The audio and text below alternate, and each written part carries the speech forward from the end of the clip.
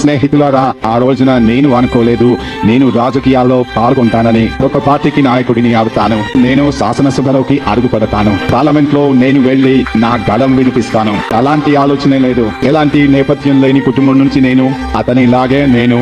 మా నాన్నకి రాజకీయాలంటే సంబంధం లేదు, అమ్మకి కూడా రాజకీయాలంటే సంబంధం లేదు. అమ్మకి అయితే ఒక్క అక్షరం కూడా చదవడం రాదు. అలాంటి కుటుంబం నుంచి వచ్చాం. ఆ పరిస్థితి మనకి ఒక ఇన్ఫీరియారిటీ ఫీలింగ్ నే ఇచ్చింది. అవసరమైన నివాసం, నేను ఉన్న సమాజం, నాతో ఉన్న వాళ్ళు, మేము వేసుకునే బట్టలు, తినే భోజనం గురించి నువ్వు ఆ పేదరికం, అది పేదరికం, ఇవన్నీ నా లోపలికి వచ్చి ఒకటి అయ్యాయి. ఇన్ఫీరియర్ కాంప్లెక్స్ నే నేను తయారు చేసుకుని పెట్టుకున్నా. కానీ ఈ చదువు నా లోపల ఒక పెద్ద కమల్ నా పొట్టలో ఉందని నాకు తెలియజేశాడు. నా లోపల ఒక అగ్ని ఉందని నాకు అనిపించింది. ఒక శక్తి నా లోపల ఉందని నాకు అనిపించింది.